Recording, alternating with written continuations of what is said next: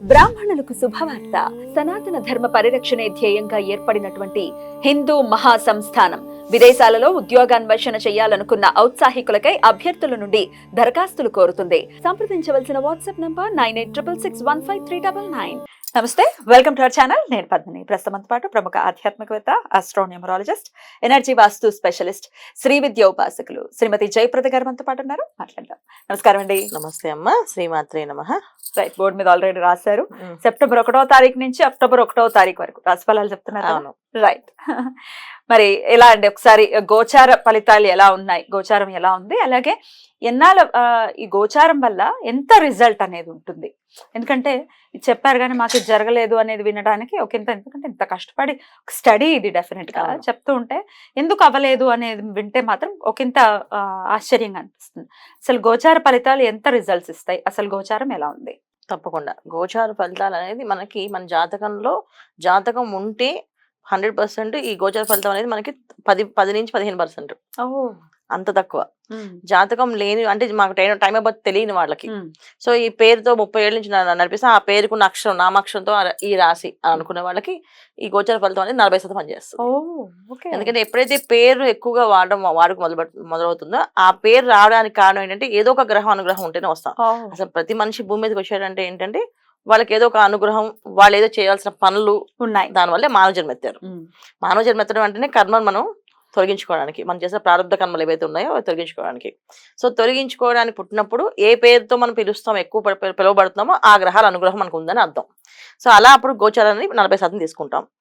జాతకం ఉన్న వాళ్ళకి, టైం ఆఫ్ బర్త్ కరెక్ట్గా తెలిసిన వాళ్ళకి దీన్ని 15% తీసుకుంటాం. 15% ఎందుకు తీసుకుంటాం అంటే చాలా ఇంపాక్ట్ ఉంటుంది. 15% అంటే చాలా తక్కువనే కాదు, చాలా ఇంపాక్ట్ అది. సో గోచారంలో మనకి రాహు, గురువు, శని భగవానుడు వీళ్ళు చాలా పెద్ద గ్రహాలు. మిగతా అన్ని కూడా మాస గ్రహాల కింద వస్తాయి. వీళ్ళు సంవత్సరానికి, గురువు ఏమో సంవత్సరానికి మారుతాడు, రాహుకేతులు 18 నెలలకి మారుతారు ఒక్కొక్క రాశి నుంచి. శని భగవానుడు 2.5 సంవత్సరాల నుంచి 2 సంవత్సరాల తర్వాత మారుతుంటాడు. సో ఆయన ముందున్న వెనుకున్న రాశుల వాళ్ళందరికీ ఆ ప్రభావం ఉంటుంది ఖచ్చితంగా. ఆయన వక్రిస్తూ ఉంటారు కదా, సో వక్రించినప్పుడు వెనక రాశి వాళ్ళకి ఇబ్బంది, ముందుకు వెళ్తున్నాడు ముందు రాశి వాళ్ళకి ఇబ్బంది ఆయన. సో శని భగవానుడు ఉన్నాడు అంటే మెయిన్. సో మనకి కావలసిన మెయిన్ ఆధారం ఏంటంటే జాతకంలో కావాల్సిన కెరియర్ సెటిల్ అవ్వాలన్నా, కెరీర్ బాగుండాలన్నా శని భగవాన్ ఎక్కడో చూసుకోవాలి. ఆర్థికంగా ఇబ్బందులు లేకుండా, ఆర్థికంగా బ్రహ్మాండంగా ఉండాలనుకుంటే గురువు ఎక్కడో చూసుకోవాలి. సో ఏ మాయలో పడకుండా, ఏ ఇబ్బందులు పడకుండా, ఏ లోన్లు పెట్టకుండా మనం ఉన్నాము అనుకుంటే రాహుకేతులు చూసుకోవాలి. సో వీళ్ళు మేజర్. సో ఈ మేజర్ గ్రహాలు ఎప్పుడైతే ఉన్నాయో అవి ఖచ్చితంగా ఇంపాక్ట్ ఉంటాయి. ఆ సంవత్సరం అంతా ఏ రాశిలో వీళ్ళు ఉంటారో ముందు వెనక ఉన్న రాశుల వాళ్ళతో సహా ఆ రాశి వాళ్ళకి ఇబ్బందులే. అయితే మాస ఫలితాలు ఎందుకు చూసుకుంటామంటే ఇక్కడ రవి మారుతాడు, శుక్రుడు మారుతుంటాడు, బుధుడు మారుతుంటాడు, కుజుడు మారుతుంటారు. ఇవి మాసగ్రహాలు. మాసగ్రహాలు ఎందుకు అంటే మనకి ఇవి మారడం వల్ల కొంతవరకు ఈ పనులు చేయొచ్చు. ఇప్పుడు మనం ఈ లోన్ పెట్టుకోవచ్చా పెట్టుకోకూడదా, ఈ లోన్ తీసుకోవాలా వద్దా, కొన్ని విషయాలు క్లారిటీ వస్తుంటాయి. ఆ విషయాల కోసం మనం ఏళ్ల తరబడి వెయిట్ చేయట్లేదు. ఈ గ్రహస్థితిని బట్టి కూడా చూసుకోవచ్చు. ప్రమోషన్ కావాలి, చూసుకోవాలి.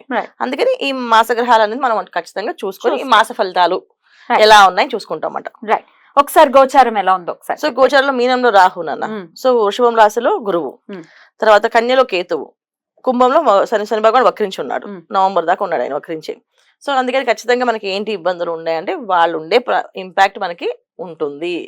ఏమేమి ఉంటాయి అంటే ఆర్థికంగా కొంచెం ఇబ్బందులు ఉంటాయి, బద్ధకం ఉంటుంది మనుషులందరికీ, చేయాలని పనులు చేయాలనిపించదు. ఎందుకంటే మీనంలో రాహు ఉన్నాడు కనుక ఖచ్చితంగా మనకి పూజల దగ్గర, తర్వాత నోములు చేయాలన్నా, దానాలు చేయాలన్నా బద్దకిస్తుంటాం. మిగతా విషయాన్ని యాక్టివ్. ఒక పార్టీ ఉందంటే రెడీ, మేము ముందే వచ్చేస్తాం అని చెప్తుంటారు. ఒక సినిమాకి వెళ్ళాలంటే ఫాస్ట్గా ముందుకు వెళ్ళిపోతుంటారు. ఇవన్నీ జరుగుతుంటాయి. ఇవి మాత్రం అవ్వదు, ఎందుకంటే మీనంలో రాహు అనేది ఆపోజిట్. సో ఖచ్చితంగా ఇబ్బంది పడతాం. తర్వాత శని భగవాన్ వక్రించి ఉన్నారు కనుక చాలా వరకు పెండింగ్ కేసు. మరి సింహరాశి వారికి ఎలా ఉండిపోతుందండి ఈ మాసం? తప్పకుండా సింహరాశి వాళ్ళకి ఎన్నో రోజుల నుంచి కొన్ని ఇబ్బందులు ఎదుర్కొంటున్నారు వీళ్ళు. అయితే ఈ మాసం కొంచెం వీళ్ళకి అన్ని అనుకూలంగా మారే అవకాశం ఉంది. వీళ్ళకి కొంచెం బద్ధకం వదిలేసి ప్రయత్నం ప్రారంభం చేస్తే వస్తుంది. వీళ్ళకి బద్ధకం మాట 2 వదిలేసి చేయాలి పనులు. ఎందుకంటే సింహరాశి వాళ్ళకి ఎంత యోగం అంటే వాళ్ళకి నక్షత్రంలోనే రవి బుధుడు కలిసి ఉన్నారు. సో రవి బుధుడు కలిసి ఉండడం అంటే ఏంటి, బుద్ధి ప్లస్ పదవి 2 కన్నా వచ్చే అవకాశం ఉంది. సో ప్రమోషన్స్ కోసం ప్రయత్నం చేసే వాళ్ళకి వాళ్ళు వెళ్ళి అడిగితే ఈసారి వాళ్ళకి ప్రమోషన్ వచ్చే అవకాశం ఉంటుంది. తర్వాత వ్యాపారంలో ఆర్థికంగా ఇబ్బందులు లేకుండా బయటపడాలి అనుకునే వాళ్ళకి మార్గం దొరికే అవకాశం ఉంది. సో పరిహారం ఏదో ఒకటి చేసుకోవడం, లేదా అడగడము, మా వ్యాపార అభివృద్ధి అవ్వడానికి ఏం చేయాలని జ్యోతిష్యులు అడగడం చేయడం వల్ల వీళ్ళకి వ్యాపార అభివృద్ధి ఉంది. తర్వాత వీళ్ళకి లాభస్థానంలో కుజుడు. లాభస్థానంలో కుజుడు ఉండడం వల్ల కొంచెం లోన్లు, తర్వాత అమౌంట్లు ఎప్పటి నుంచో పెట్టిన పెండింగ్లు ఉన్నవన్నీ కూడా రిలీజ్ అయ్యే అవకాశం ఉంది. ల్యాండ్కి సంబంధించిన ఇబ్బందులు ఏవైతే ఉన్నాయో అవి కూడా వీళ్ళకి రిలీజ్ అయ్యే అవకాశం ఉంది. ద్వితీయంలో శుక్రుడు ఉండడం వల్ల ఏంటంటే కొంచెం ఇంట్లో ఒక మంచి మంచి విషయాలు, శుభకార్యాలు జరిగే అవకాశం ఎక్కువగా ఉంటుంది వీళ్ళకి. ఎందుకు జరుగుతుంది అంటే అమ్మాయిలు కానీ అబ్బాయిలు కానీ పెళ్లి సంబంధాలు వెతుకుతూ ఉంటే పెళ్లి కుదరడం కానీ, ఆ పెళ్లి తన గురించి మాట్లాడడం కానీ, లేదా శుభవార్తలు ఇంట్లో వినడం కానీ, ఇంట్లో సంతాన భాగ్యం కానీ, సౌభాగ్యం కానీ రావడం కానీ జరుగుతుంది. సో ఇవన్నీ కూడా వీళ్ళకి లాభస్థానంలో సింహరాశి వాళ్ళకి బాగుంది, చాలా బాగుంది. సో వీళ్ళు చేయాల్సిన పరిహారం ఏంటంటే వీళ్ళకున్న బద్ధకాన్ని, మొహమాటాన్ని పక్కన పడేయాలి. కొంతమందికి బద్ధకం ఉంటుంది, కొంతమందికి మొహమాటం ఉంటుంది. అరే ఎప్పుడు ప్రయత్నం చేసినా అవ్వదు, ఇంకా అవుతుందని నమ్మకంగా లేదు అని వదిలేసే వాళ్ళు కాకుండా ప్రయత్నం చేస్తే ఖచ్చితంగా బ్రహ్మాండంగా పనిచేస్తుంది. ప్రయత్నం చేయడం వల్ల వీళ్ళకి ఎంత లాభం ఉందో అంత యోగంగా ఉంది ఈ మాసంలో చేసుకోవాలి. ఎప్పుడైతే రవి మారాడో, ద్వితీయంలోకి మారుతారో, మళ్ళీ 17వ తారీఖు నుంచి రవి కన్యలోకి వచ్చేస్తాడు. ఎప్పుడైతే రవి కన్యలోకి వచ్చేసిన తర్వాత వీళ్ళకి వచ్చే ఇబ్బంది ఏంటంటే కొంచెం ఉద్యోగంలో, తర్వాత ఇంట్లో ఉన్న వాళ్ళతో కొంచెం ఇబ్బందులు. అక్కడ కేతువుతో రవి శుక్రుడు కలిసి ఉండడం వల్ల కొన్ని ఇబ్బందులు వీళ్ళు ఎందుకు రోజులు ఉంటారు. ఎక్కువే ఉంటారు. 16th కానీ నేను వస్తారు, 22nd అప్పుడు వెళ్ళిపోతారు కదా శుక్రుడు.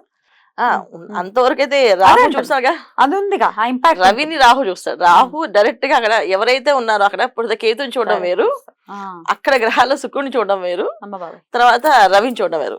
రాహు శుక్రుని చూడడం వల్ల ఏమవుతుంది అంటే మెయిన్ అక్కడ జరిగే ఇబ్బందులు మాయ, ప్రేమ వ్యవహారాలు, ఈ విషయాల్లో చెడిపోవడాలు కానీ, కలవడం కానీ, చేసుకోవాలని మొండితనం కానీ పెరగడం పిల్లల విషయంలో. ఇది ద్వితీయం అంటే కుటుంబ స్థానం కదా సింహరాశి వాళ్ళకి. కన్య కుటుంబ స్థానంలో వచ్చే చికాకులు ఏముంటాయి? నేను ఇష్టపడ్డాను చేసుకుంటానని, లేకపోతే వెళ్తానని, లేకపోతే వీసా కోసం డబ్బులు కట్టి ఆ డబ్బులు రాకపోవడం, మోసపోవడము, ఉద్యోగం కోసం డబ్బులు ఇచ్చి మోసపోవడం, ఇవన్నీ రాహు శుక్రుని చూడడం వల్ల జరిగే అవకాశాలు ఉంటాయి. ఎందుకంటే శుక్రుడు ఒక కంఫర్ట్ జోన్ చూపిస్తుంటారు, రాహు ఒక మాయం చేస్తుంటారు. సో ఆ కంఫర్ట్ కోసం అంటే లైఫ్ చాలా బాగుంటుంది అనే ఉద్దేశంతో డబ్బులు కట్టడము, మోసపోవడం జరిగే అవకాశాలు ఎక్కువగా ఉన్నాయి. ఎందుకంటే లాభస్థానంలో కూర్చుండడం వల్ల డబ్బులు రిలీజ్ అవుతాయి వీళ్ళకి. సో డబ్బులు రావడము, అవి మాయలో పడి ఇవి మోసపోవడం, ఇవి ఖచ్చితంగా జరిగే అవకాశాలు ఉన్నాయి. కానీ జాగ్రత్త పడాలి. అర్థమైందా? రవి ద్వితీయంలో వచ్చినప్పుడు రవి రాహుల్ చూడడం వల్ల ఏమవుతుందంటే అధికారుల దగ్గర కొంచెం అహంకారం చూపిస్తాం. అప్పుడు ఏమవుతుంది, మన ఉద్యోగం ఊడుతుంది. అది 100%. సో ఆర్థికంగా ఇబ్బందులు మళ్ళీ ప్రారంభం అవుతాయి అక్కడ. జాగ్రత్తగా ఉండాలి. సింహరాశి వాళ్ళకి ఎంత కంఫర్ట్ జోన్స్ ఉన్నప్పటికీ కూడా మనం జాగ్రత్తగా తీసుకోకపోతే నిర్ణయాలు ఇవన్నీ జరిగే అవకాశాలు ఉన్నాయి. ఎందుకంటే రాహు డైరెక్ట్ గా చూస్తూ ఉన్నారు కుటుంబ స్థానానికి వాళ్ళకి, అందువల్ల ఇబ్బందులు. సో వీళ్ళు చేయాల్సిన పరిహారం ఏంటి అంటే పొద్దున్నే సూర్యోదయం పూర్వం నిద్ర లేవడము, సూర్య నమస్కారాలు చేయడము, శివ అర్చన చేసుకోవడం. ఇంట్లో శివ అష్టోత్తరము, శివ అష్టోత్తరం అర్చన అంటే అభిషేకం చేసుకోవచ్చు. అభిషేకం చేయించుకోవడం, లేకపోతే వీళ్ళు చేయించుకోవడం, లేకపోతే వీళ్ళు వెళ్ళడం రెగ్యులర్ గా రోజు శివాలయానికి వెళ్ళడం, అభిషేకం చేయించుకొని నమస్కారం చేసుకుని స్వామి మమ్మల్ని ఏ మాయలో పడేయకుండా మేము చక్కగా ముందుకెళ్ళేలా చూడమని చెప్పి ఆయన ప్రార్థన చేయడం. ఎందుకు అంటే మాయలో పడే అవకాశం ఎప్పటి నుంచి ఉంది? 17వ తారీఖు నుంచి ఉంది. సో మనకి రోజు అనేది ఇవాళ తెల్లారితే పొద్దున్న రాత్రి అనేది అయిపోతుంది, మర్చిపోతాం. ఖచ్చితంగా వీళ్ళు ఈ మాసం అంతా వీళ్ళు చేయాల్సింది ఏంటంటే ఖచ్చితంగా శివాలయానికి వెళ్ళడం, నమస్కారం చేసుకుని రావడం. లేదు ఇంట్లో చేస్తాం పూజ పునస్కారం అలవాటు ఉంది, ఇంట్లో దీపారాధన చేసే అలవాటు ఉందంటే ఇంట్లో శివాష్టోత్తరం చేసి బయటకు వెళ్ళడం చేయడం వల్ల వీళ్ళు సేఫ్ జోన్ లో ఉంటారు. అలా ఉండాలి డెఫినెట్ గా ఈ మాసం అంతా అని వీళ్ళు మనస్ఫూర్తిగా నేను కోరుకుంటున్నాను వీళ్ళని. రైట్ అండి, thank you so very much, చాలా బ్యూటిఫుల్ గా ఎక్స్ప్లెయిన్ చేశారు. ఇక నెక్స్ట్ ఎపిసోడ్ లో కన్యా రాశి గురించి మాట్లాడుకుందాం. నమస్కారం. నమస్తే అమ్మ, శ్రీమాత్రే నమః.